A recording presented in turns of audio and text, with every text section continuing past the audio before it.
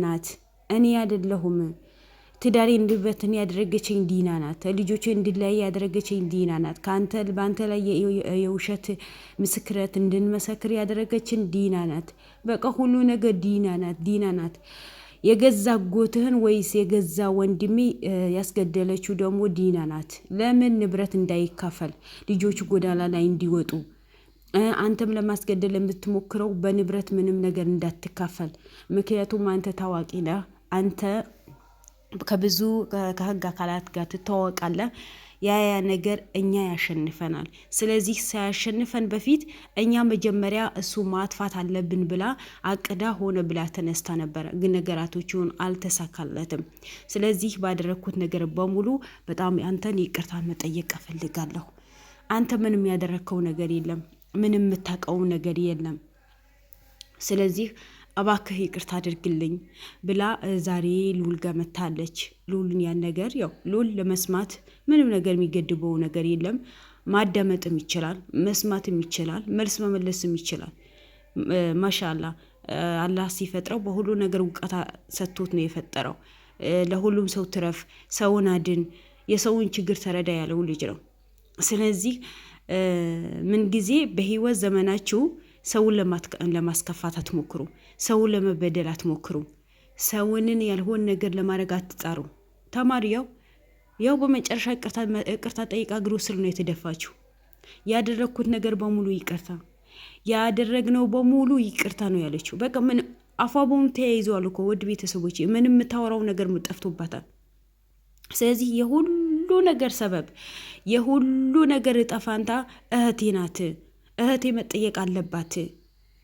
በቃ ይሄ በሙሉ ቤቱ እንዲበጠበጥ፣ ዘመድ አዝማድ እንዲበጠበጥ፣ ቤተሰብ እንዳይኖር፣ ወንድሞች እህቶች እኛ ጋር መጥቶ ከኛ ተቀላቅለው እንዳይኖሩ የምታደርገው እህቴ ናት። እህቴ ስለሆነች እሷ ተጠያቂ ማድረግ አለብን።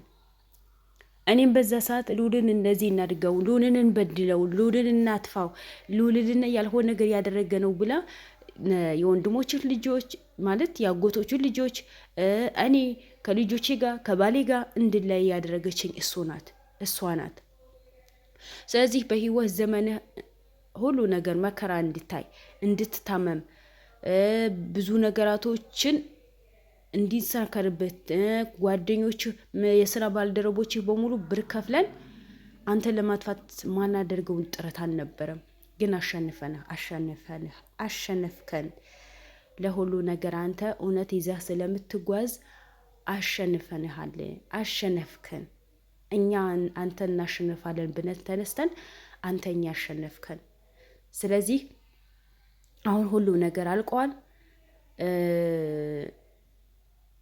ውሸት እስከ መቼ ይዤ መኖር አልፈልግም።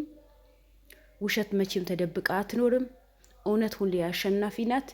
ባደረግኩት ነገር በሙሉ ይቅርታ ልታረግልኝ እፈልጋለሁ ነው ያለችው። እና ምን ትላላችሁ ውድ ቤተሰቦቼ? ምን ጉድ የተሰማ ነው? መጨረሻ ምን ይሆን? የዲና መጨረሻ ምን ይሆን? የእህቷ አሳልፋ ሰታታለች። ውርደት እንደዚህ እኮ ነው። በሰው ህይወት ላይ እቃቃ ጨዋታ የምትጫወቱ ሰዎች በሙሉ መጨረሻችሁ እንደዚህ ነው የምትዋረዱት። ያው የሉላ ክስ ተዋርዳለች። መታ እግሩ ተደፍታ ይቅርታን ጠይቃለች። ሉል መቼም ስተት አይሰራም።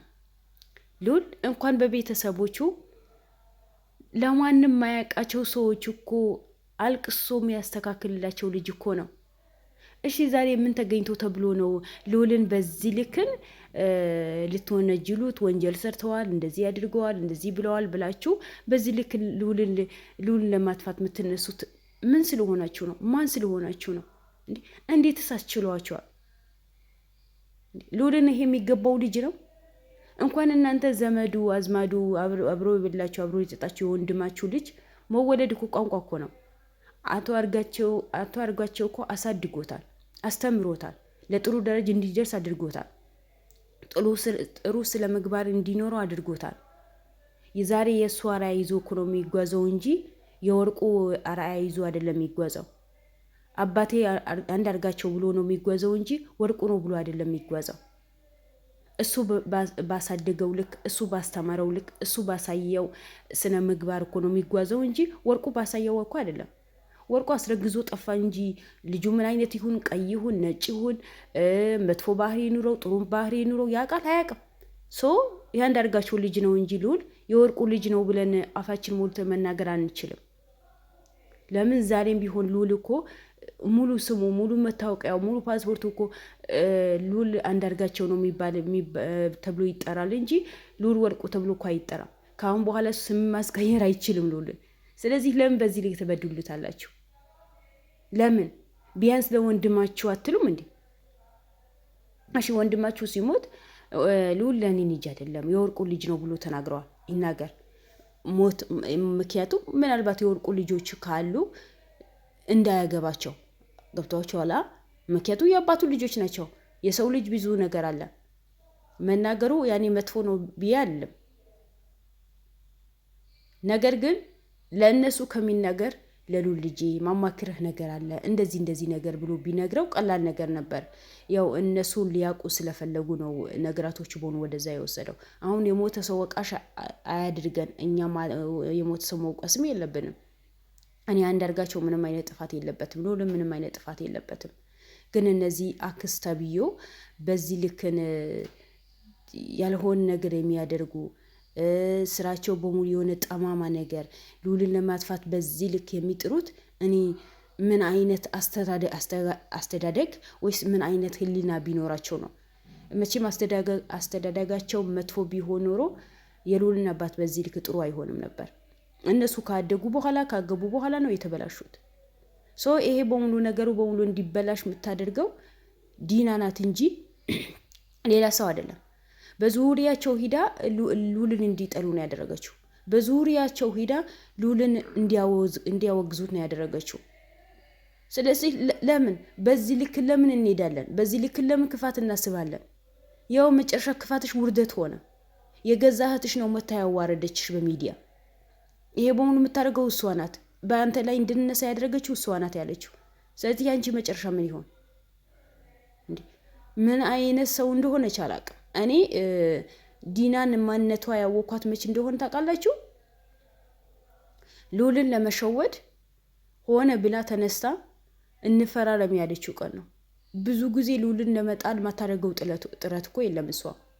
በዛኔ የወንድሞቼ ልጆች መተው አባታችን የገደለው ልዑል ነው፣ እኛ ቪዲዮ ይዘናል፣ ማስረጃ አለን፣ ያ ማስረጃችን ጠፍተዋል፣ ልዑል ነው እንዲጠፋ ያደረገው፣ ልዑል ነው ሰው ልኮ ነው ደብድቦ ሌቦች እንደዚህ ያደረጉን እንዲሉ ያደረግንም እኛ ነን፣ ዲና ናት። ይሄ ምክር በሙሉ የዲናና የኔ ምክር ነው።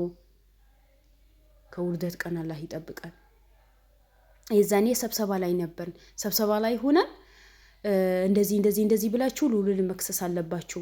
ከዛ ልዑል ይታሰራል። ከዛኛ የፈለግነው ነገር እናደርጋለን። ልዑል ከኛ ጎን መሆን የለበትም። እኛ ምንም ነገር ለማድረግ ልዑል አይሰጠንም። ምክንያቱም ዲና ያሰበችው ምንድነው? ውድ ቤተሰቦች ያ የአያታቸው ንብረት ሽጣ ልጠፋ ነው የፈለገችው። ለምን? እሷ በቃ ዓላማዋ ብርና ብር ብቻ ስለሆነ ብር የምታገኝበት ነገር ከሆነ እኮ ልጇን ትሰቅላታለች እኮ። ውድ ቤተሰቦች ይቅርታ ግን እንደዚህ ስናገር ያው አሁንማ የልጇ እጠፋንታ ይዩት። የልጇ ህይወት እኮ ስጋት ላይ እኮ ነው ያለው ሁሉ ሰው። ልዑል እኮ ጥበቃ አድርጎላት እኮ ነው የምትኖረው። አያችሁ?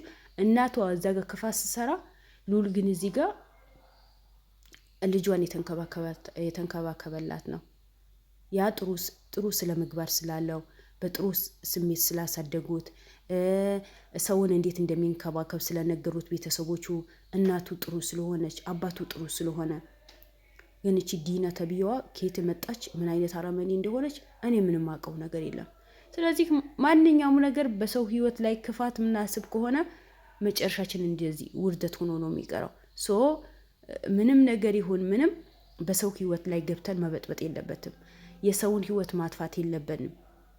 በተለይ ቤተሰብ እንደዚህ በዚህ ልክን ክፋት መስራት የለባቸው።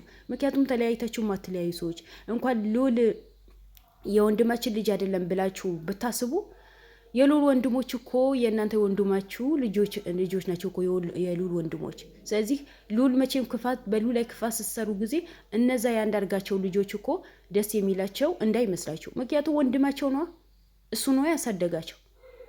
እስካሁን አምነው ወንድማችን ብለው ነው የሚኖሩት። ኦፍኮርስ ወንድማቸው ነው፣ የእናታቸው ልጅ ነው። ስለዚህ ተው። በተለይ በዘመድ ላይ ክፋት የምትሰሩ ሰዎች ብትጠነቀቁ ይሻላቸዋል እንጂ ማንነታችሁ ወደ ኋላ ነው የሚያስቀራችሁ። ስለዚህ ማንነታችሁ ሚዲያ ላይ አውጥታችሁ ማስጣት አልነበረባችሁም።